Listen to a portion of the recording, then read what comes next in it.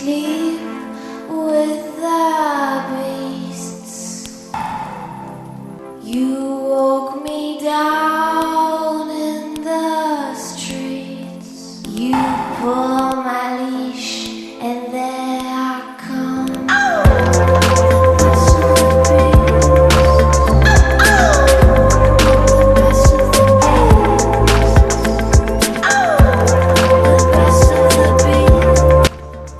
Hello humans, welcome to my IGTV. I think this is the first video I've ever posted on IGTV. I don't even know how I'm gonna post it. I just know this is gonna be unedited, so bear through it with me, please. I just wanted to do something quick and improvised before the end of the year because I knew I wouldn't be able to do a serious video and edit it, so I just decided IGTV. So here we go. I decided to do this video now, just right before the end of the year, because I think it's very valuable to start the year with these things in mind. So this video, it's about a podcast that Jay Shetty did. I think he named it 20 Lessons of 2020. I heard this podcast a few days ago when I was doing a walk, and I found that it's really good to have these things in mind before starting a new year, so I wanted to share them, and that's it. So the first thing that he speaks about in the video, which I found very interesting, is that he starts the podcast being like, oh, are you also fed up of 2020? Can't you wait until the 1st of January for this year to be over, and all these things? And I've seen this a lot on social media. I've seen a lot of posts about how, oh, I can't wait for January, or like, let this year be over, and like the curse be over, and all these comments about how at the midnight in the 31st of December, there's just gonna be like a whole new thing. So this is why I thought it was meaningful to speak about it before the new year started. So he speaks about 20 lessons that he learned in 2020. I'm just gonna go through the ones that, I'm not gonna go through all 20 of them because I still think you should go on and hear this podcast. It's pretty good. But I'm just gonna go through some thoughts that I thought were valuable that he shared. He starts saying, oh my God, I should edit this, I'm sorry. He starts saying that you shouldn't judge the moment, and that's something he learned, to not judge the moment. And he starts by saying this, speaking about categorizing 2020 as a bad year for all of us.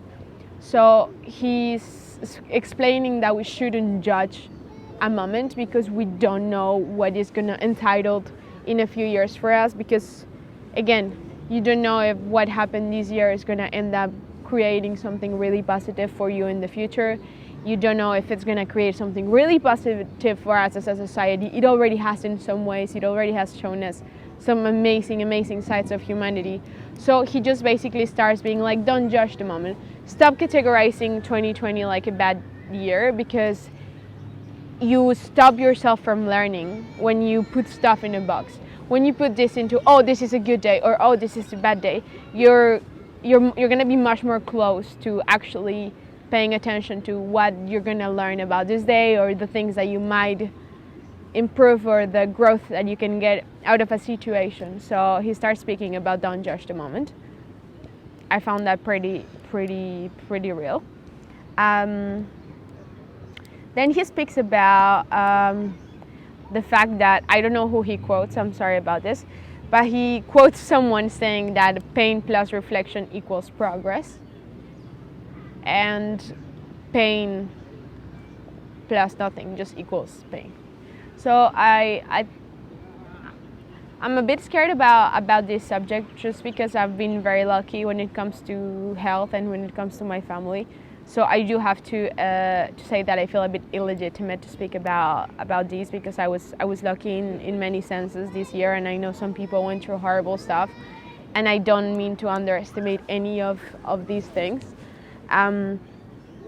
But he speaks about the fact that whenever you go through a hard situation, he also lost a few of his friends this year, and he speaks about the fact that if you reflect on yourself, if you take time to deal with the pain, if you take time to understand what happened and what you could gain from it and how it made you stronger in a way, what it taught you and everything, it's gonna end up being a moment of progress in your life. If you just let it be pain, if you just judge it as pain, if you just let yourself be victimized by what happened, it's going to be really hard for you to get any progress out of it. And therefore, it's going to be really hard for us to get to a point where we don't call 2020 a horrible year. Basically.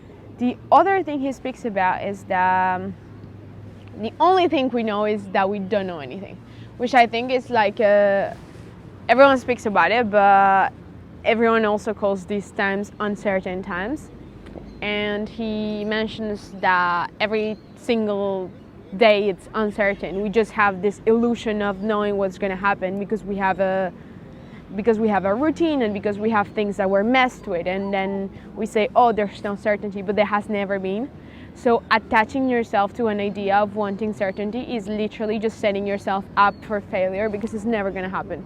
If you're attaching your happiness and if you're attaching your results to things happening the way you are wanting them to be and the way you think they're going to happen, and if they don't, your reaction is going to be just being super sad and being super depressed and letting it pull you down, then it's going to be really hard to ever advance and to ever not be disappointed, because there's always going to be like, we don't know what's going to happen, we can all like die tomorrow, we don't know. So it's just ridiculous to attach your happiness to something that is so surreal and so unrealistic as like certainty, basically.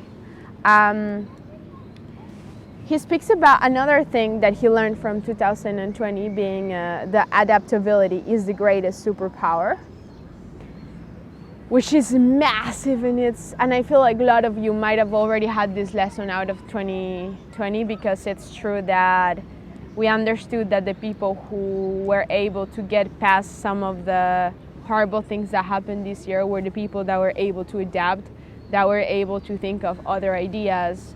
The parents that were having to homeschool their kids that did the best, or were able to adapt, are the ones that were more flexible, that adopted the new situation and started creating a different set of solution and a different set of thinking about it, rather than just going like, oh, I'm such a victim, like I preferred when they were going to school, like it's just so miserable.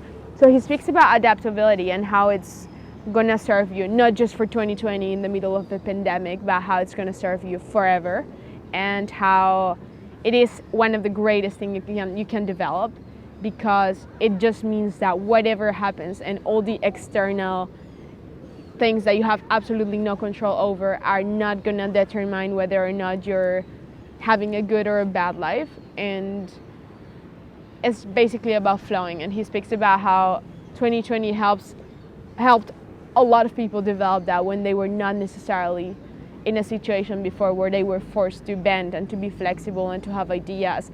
People that were like against technology, it just helped us open up. So I also think this is something we should be massively grateful for. Another thing he speaks about that we should be grateful, that I agree with, in 2020, it's that it taught us this is going to sound super cheesy, but that it taught us what really matters, in the sense that it filtered our life, because we had so many of our normal day-to-day things that were taken out from us, and we have other things that were not our normal day-to-days, but the things we valued the most that were also taken away from us. And he speaks about the fact that now you definitely know what you missed. Now you definitely know what you can live without, and the things that you need and that you want, and the difference, which is sometimes hard to know in our day-to-day life. And he basically painted it like an earthquake. And I think it's a good example to have an earthquake. When you have an earthquake, you usually grab the things that are most important to you, and you run out. Or you shouldn't grab anything. I think that's a bad advice. But we all, if there's a situation, you're gonna grab like what's important right now, maybe my wallet, my phone, this notebook where I have important information, and then I run, rather than I'm just gonna pack all my stuff and let the fire kill me, So he speaks about how the fact that we were so shaken by 2020 was massively good, because it made you prioritize what you need, and now you're gonna start 2021 knowing what's most important to you, and that's really valuable because it's just gonna give you a step ahead on prioritizing your life. And then he also speaks about how important, and this I really agree with, that 2020 taught us how important it is to be surrounded by the right people and who the right people is in your life. This is really like it taught us who the right people is, in the sense that maybe it made you realize that you hadn't prioritized your family time enough, and now you do. But he also said it in the way that, I know some people lost relationships and some people lost friendships and things changed. But a hard situation like this helps you in a way filter people and know who's gonna stand with you through thick and thin, and who's gonna be there when things are shit, because they were shit this year at some point. So I don't know, another thing to reflect if you think that's something you could be grateful for. Then he spoke about, this is massive. So he spoke about the fact that there's a massive difference between loneliness and solitude, and that so many people learned that, and so many people learned that it's actually really valuable to be by yourself. I agree 100% with this experience. I know we all have had different lives, and I experienced solitude already in a different way. Not this year, but before, when I moved away from home. And I do think it's a very valuable time. And I know some people that were always used to being around someone else and everything had a hard time at the beginning adapting to being by themselves, to just dealing with your own company, listening to your own thoughts, and then ended up knowing themselves. You end up getting to know yourself. You end up knowing everything that you kind of like escape when you're always needing noise and being surrounded by people. And we all have these like sides of us that we don't absolutely adore, and it's very very positive for your growth to be facing yourself and facing all of these things. And yeah, he just speaks about the fact that solitude is actually really it's a really massive treasure if you decide to see it as solitude, and that you shouldn't call it loneliness, because loneliness is the word that we created to speak about being sad because of the solitude. But solitude by itself is not a bad term, and it's not something that we should be so afraid of, because if you usually take it as a learning experience, it will take you somewhere. He also spoke about how we should be thankful, but because of how amazing some people were this year, in the sense that 2020 really showed us that there's just amazing people out there. All the people that were in the hospitals, all the people that were helping, all those super selfless people that were going to see the elders, and when they were like isolated and trying to distract them through online resources and everything. I feel like as any war and any other really bad crisis, it also shows the best of people, and it showed us that we are good as humans. I know there's like a lot of bad things and there's a lot of bad people, and it also showed us a lot of political interest, but it also showed us that when we need to, we're gonna stand up for each other, and most of us, and just the amazing people that were just putting themselves out there in a massive risk of getting COVID or getting their families COVID or something, just because they were going to help, and because they had the knowledge, and because they were doctors, and because they... So this is, I think, something we should be grateful for in 2020 also. I think that seeing the good in humanity, having a reminder of, people are actually good, and I think it's something that it's hard to see in other senses when we're in our day-to-day lives sometimes. So he also spoke, I don't want to go through them all because you really should listen to it, but he also spoke about energy and how, this is a virus, but how it showed us, how 2020 showed us how connected we are to each other energetically, and how how what you can do can actually affect someone at the other side of the world. And this is a concept that a lot of people don't believe in energies and these things, and I completely respect that, but it's a big lesson to learn that whatever you do when it comes to the virus, or just because I want to do a party and gather like 15 of my friends, I can actually put a whole city in danger. This is valuable because I think this is not just during the pandemic. We have so much actions and so much small things that can end up causing a massive reaction, and we don't realize. We can speak badly to someone in the bus who is already having a bad day, and they're gonna come home, feel like shit, take some bad decisions, and those bad decisions might affect their family. And you don't know. We usually underestimate how powerful we are. That's what I mean. And this is something that I feel like 2020 showed us, and it could be very, very positive if we decide to adopt it, and to be mindful in the way we act, and in the way we speak, and in the way we address others, knowing that we're not just doing something that's never going to have a reaction, and we're not that small, in a sense. And no, what else do I want to speak about?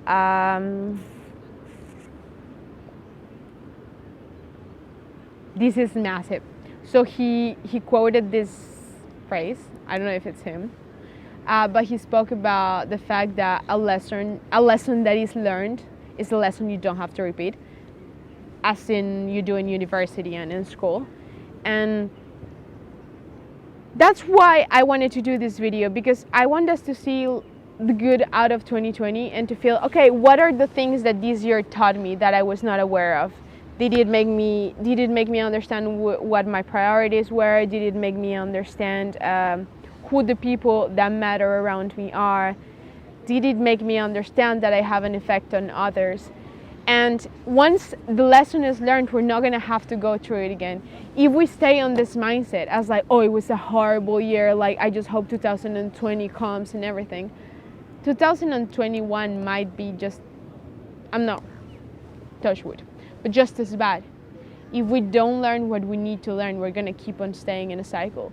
If we don't learn to be flexible and to think about ideas and to be resilient and to be super positive even in the worst, we're going to keep on going into our circle of negativity and having bad results, and then just putting them on people and victimizing ourselves like, oh, I'm a victim of the pandemic. And we all are in a way, and in the same sense, we can all decide not to be.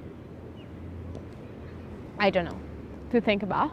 And he also spoke about, this is something that blew my mind. And he also spoke about the fact that people that are or that have dedicated their purpose in life to service, people that thrive helping others, or people that, just that make their main focus in life service, are the ones who are going to have the most certainty, the illusion of certainty in life at some point. Because that's the only thing we know, that there's always going to be someone you can help. There's always going to be something you can transmit to someone else. There's always going to be a positive impact you can have in someone. And if you attach yourself to this, and if this is what you crave and what you're looking for, you're always going to have something to do. And you're always going to find your days meaningful. So that's all the people. There's so many amazing people that started doing Instagram pages just to make people laugh, just to invent different challenges, that were being super creative inside their houses. If you're in this mindset where you just want to add value to people's lives, you're never gonna be meaningless, and you're never gonna be in a situation, even during war or during the worst pandemic in the world, where you cannot do anything, because there's always gonna be someone who can really use whatever you have to offer.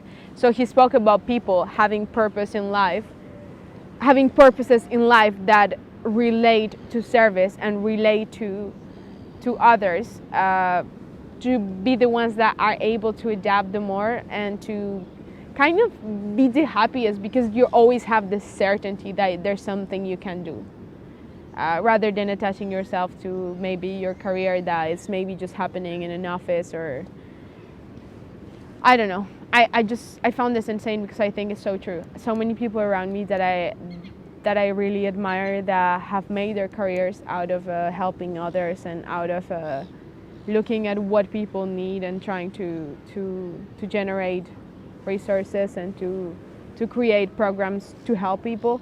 Those are the people that did the best this year. And yeah, I think he's one of them. I honestly think he's one of them. He adapted so much. He did Instagram lives meditation for people that were going through anxiety. I don't know. I think it's just valuable to realize that. Yeah, I'm gonna stay 1 hour in the same cell. Okay. He also spoke about the fact, and this is something that I'm sure you're all grateful for, even if you hated this year, because I have seen a lot of people speaking about it, and it's the fact that this year gave us a lot of gratitude for every small thing that was taken away from you. And this is a gift. This is a gift that we had this year. So many people, I know so many people that were going outside on walks, doing their day-to-day life and not having any like wow moments because everything's so normal. Because it's normal. We're humans. We get used to stuff and the special and the magic leaves. And when you're stopped and when you're like trapped home and you cannot even go on a walk, as you all know, especially the people in Europe, next time you go on a walk, you look at the freaking tree and you're like, that's so insane, it's so beautiful. And this is a gift, because it's a gift because you're gonna enjoy life more. You like it or not, the fact that this year taught us gratitude is gonna make us enjoy life more. Being around your family, even when they're annoying, you're gonna enjoy it more because you really miss them. Being around people that you really missed, being like just surrounded like in a mall. Oh, at least I can be in a mall. Like, at least I can go to a restaurant. I'm happy I can party. I'm happy I can see animals outside because I'm not just going outside 20 minutes for groceries. Having toilet paper. Did you think you would be so grateful for having toilet paper? No, you didn't. Now, 2021, whatever happens, you're going to be grateful that you have toilet paper. So I think this is something we can be grateful for. Hopefully, we will have toilet paper. Stay tuned. Yeah. And then he speaks also about, he speaks about how 2020 made us, I don't know how to put this because he put it better. He speaks about the fact that he went macro to micro, to micro, macro to macro to micro, meaning that spaces that were massive for him, such as his office, his gym, for some people, the school of their kids, ended up having to reduce at home. And instead of your kid having a massive school with a massive playground and massive classrooms and stuff, he had to have the corner of the table in your house, and you had to make up something in the garden for them to play, or these type of things. So going from macro to micro and realize that you can actually create, and it pushed us to be so much more creative about how we treated spaces, about how we treated work, how we treated people.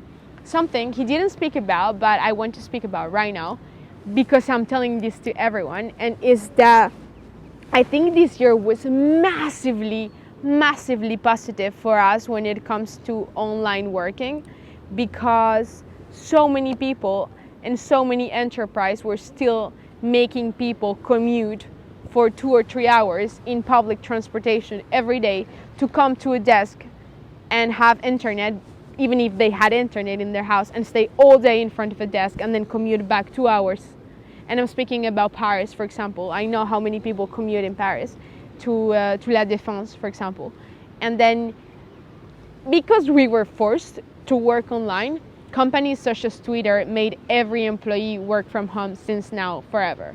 And this is a massive step, because this is people that are going to have more time with their families, that they're not commuting, that it's much less contamination that we're going to do moving around. It's people that are going to have time to actually do other things that they enjoy in their lives, such as their hobbies, such as training, such as whatever they like to do, that it's really hard to do when you have to, on top of the 8 or I don't know how many hours job you have, do the commute.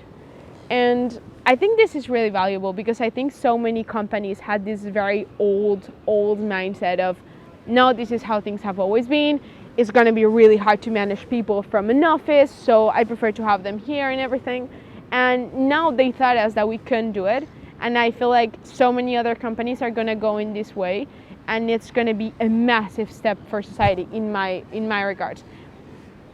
There's negative, there's the fact that people didn't have the interaction that they used to have in work and everything, and I get that, but we're gonna figure it out. We're gonna find interactions in, maybe if you were not having the interaction because you're working at home and you're not gonna have the interaction with your colleagues, you might have interaction with people when you train, because now you have time to train, and now you have time to do other things and to learn other things and to grow in different ways.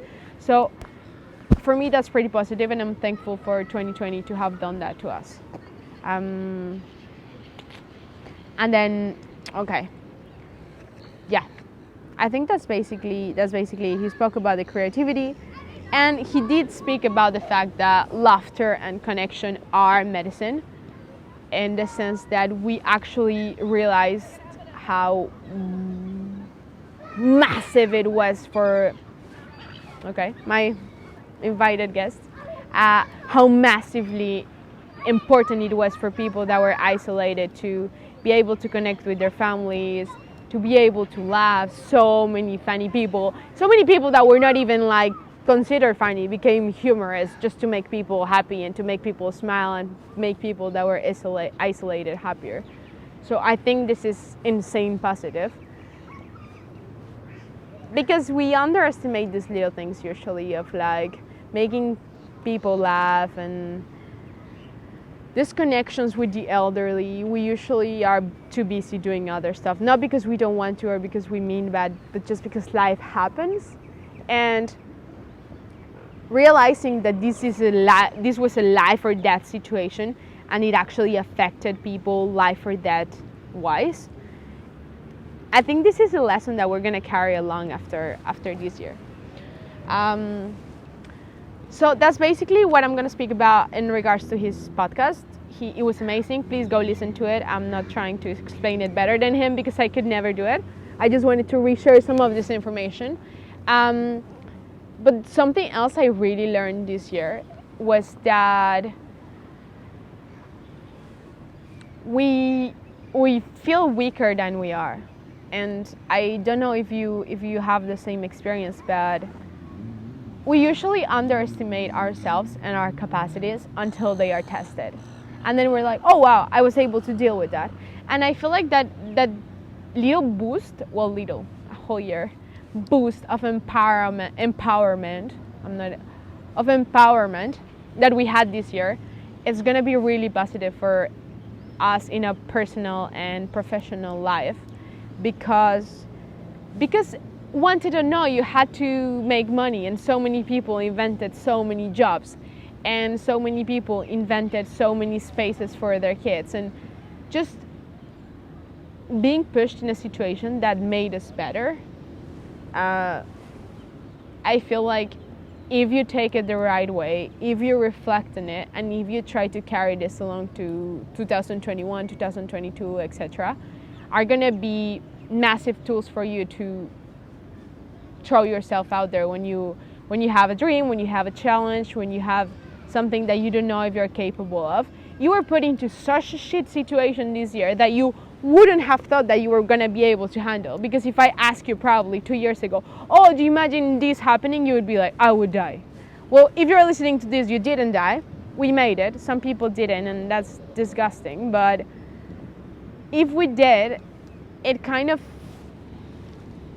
gave us some pressure to take advantage of our lives, because so many lives were taken away from the planet this year that I'm really grateful for 2020 to have given a lot of people, a lot of us, more of a purpose and more of a responsibility to do the best in our lives, because we have simply the massive blessing of having them, and that blessing can disappear any second. So just understanding that what you have is not to be taken for granted is one of the best lessons that 2020 taught me, and I hope a lot of you. So yeah, I'm gonna end this IGTV. If you have time, go listen to Jay Shetty's podcast. But I just want you to wish you a happy new year. I really, really, really, really don't underestimate anyone's struggles or pains, but I do find it so, so valuable for us to, before 2021 starts, reflect on what happened this year and give ourselves the opportunity to be thankful for it, rather than to feel sad, to have just bad memories, to have just the negative and the blur and the dark. And it was dark and it was gray, and I get it, because I was anxious for so long about so many things this year. But the reality is what we make with it. Our reality is the way we see things, even if like we don't have control of what's outside, we do have control on how we see it and how we act to it. If you decide to see this year as a massive step that helped you go into many directions that maybe would have taken you 5 or 10 years to go, and they were just all packed up in 1 year, then maybe you're going to be able to actually thank whatever you believe in, God, the universe, COVID, whatever, for 2020, and just start 2021 feeling like you made a massive step in your life in 2021, rather than I lost 1 year and I suffered for 1 year. Because just what's gonna serve you better, right? In relationships, in career, in every sense. So yeah, I'm sorry for this long rant, but I really decided I was not gonna edit it, because then I wouldn't post it before 2021. Happy New Year's. I really, really sent you all my energy and all my love and all my hugs, and I'm sorry that you lived annoying stuff this year, and that we all did, but I do think if we try, we can make the best out of it this year, this new year. And yes, to everyone that I'm far from, and my family and my friends watching this far, I love you so much, and I can't wait to see you, and I can't wait to hug you. And yes, and I'm finishing the green lights video for YouTube. I already finished editing, so I think I'm gonna post it first days of January. Yes, happy New Year's. Mwah.